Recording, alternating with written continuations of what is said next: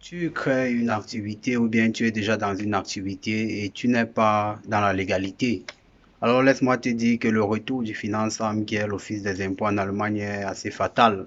Alors je t'invite à suivre cette vidéo jusqu'à la fin pour pouvoir suivre les étapes pour te mener à la légalisation de ton activité. Et si tu es un agent immobilier ou bien marchand de biens, tu pourras avoir ton compte dans cette vidéo. Alors on se retrouve juste après le générique.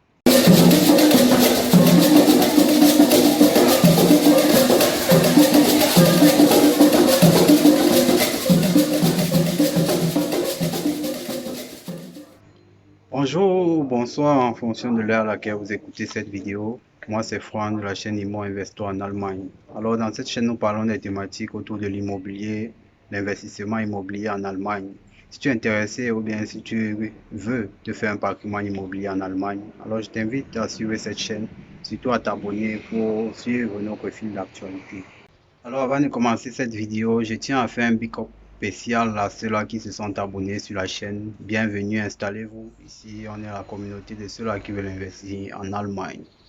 Alors, dans cette nouvelle thématique, nous allons parler du Gewerbe, qui est ici une activité légalisée en Allemagne.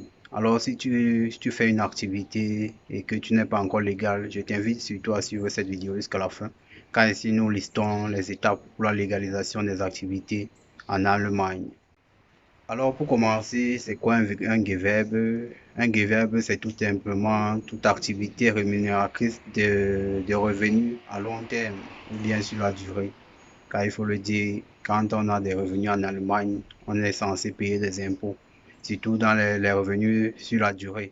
Alors, quels sont les gens là qui n'ont pas besoin d'enregistrer un Gewerbe? C'est toute personne, par exemple, qui a pris une activité. On va le dire, ceux qui ont par exemple étudié, ils sont freelancers, ils n'ont pas besoin d'ouvrir un Gewerbe. Ça veut dire qu'ils n'ont pas besoin, ils ont appris, c'est Hélène Tätigkeit, quoi. Ça veut dire c'est une activité qu'ils ont étudiée. Ils peuvent exercer ça sans toutefois avoir besoin de s'enregistrer au niveau du Gewerbeamt. Alors, pour toute personne qui n'a pas pris un métier ou bien tous ceux-là qui se vendent, qui se lancent dans la vente, par exemple, des choses online, ça veut dire le e-commerce et tout, et ceux même qui sont agents de biens et marchands de biens aussi, peuvent également enregistrer leur activité. Ça veut dire que aller anmelden au Gewerbeamt. Alors, quelles sont les activités qu'on peut enregistrer là-bas?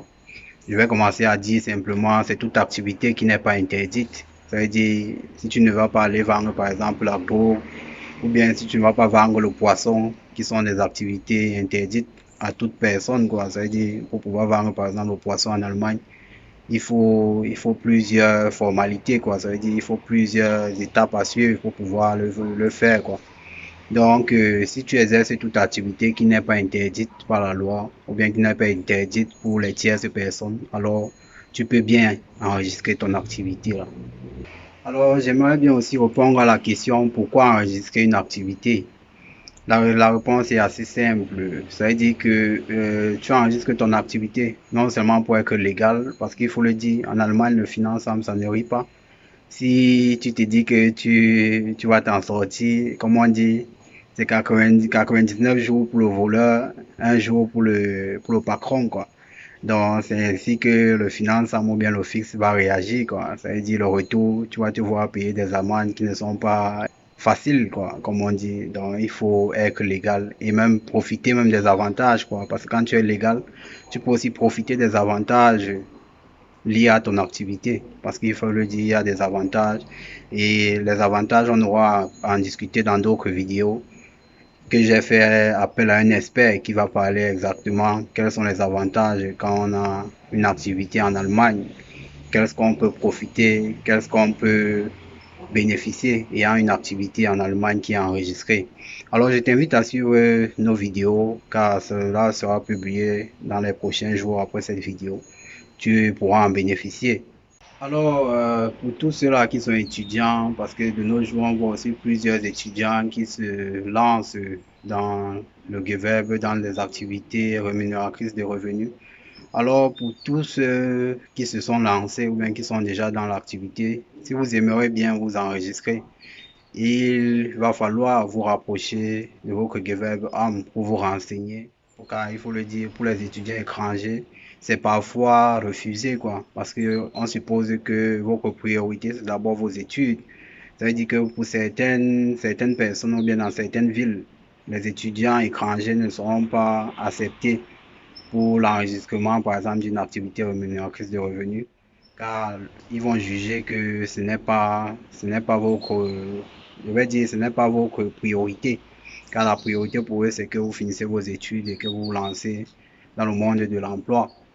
Alors, je crois que pour cette question, c'est préférable d'aller se renseigner directement à la source, pas suivre l'information de A ou B, car comme on dit, c'est chacun qui a son information, donc trouver l'information à la source.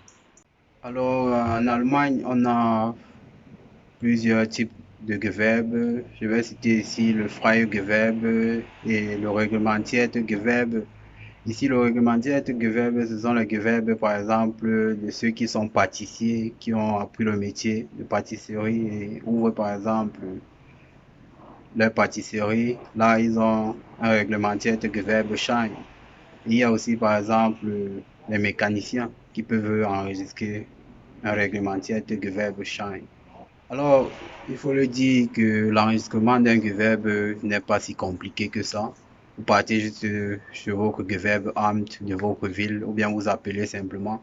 Il y a un formulaire à remplir et le formulaire vous remplissez, vous détaillez, vous essayez de lister ce que vous allez faire comme activité. Car il faut le dire, il faut détailler clairement ce que vous allez faire comme activité pour que ça ne vous pénalise pas plus tard. Parce qu'il y a plusieurs personnes que je connais, par exemple, qui ont dû donner les informations détaillées comme ils voulaient se lancer dans le e-commerce, ce qu'ils devaient vendre, exactement quel produit ils devaient vendre, quoi. Et cela a été assez listé et c'est passé, quoi. Donc, pour vous qui voulez vous lancer, que ce soit comme marchand de biens, que ce soit comme e-commerce, dans le e-commerce, je vais dire, détailler ce que vous voulez vendre pour pouvoir bénéficier aussi plus tard et pour ne pas avoir d'amende plus tard que vous avez mal enregistré ou bien que vous n'avez pas enregistré ce que vous avez exercé, quoi. Donc, nous sommes à la fin de notre vidéo. J'espère que les informations vous ont aidé. Alors, ceux-là qui sont dans l'illégalité, je vous invite à entrer dans la légalité pour profiter des avantages de la légalisation d'une activité. Alors, dans la prochaine vidéo, nous allons parler des avantages de la légalisation. Je t'invite à suivre ces vidéos-là. Ça va t'aider et surtout, ça va t'enrichir. Comme on dit, l'information, c'est la clé. Alors, sois toujours de la partie. On reste ensemble. Jusque-là, porte-toi bien. Nous, on profite du paysage. Bye bye.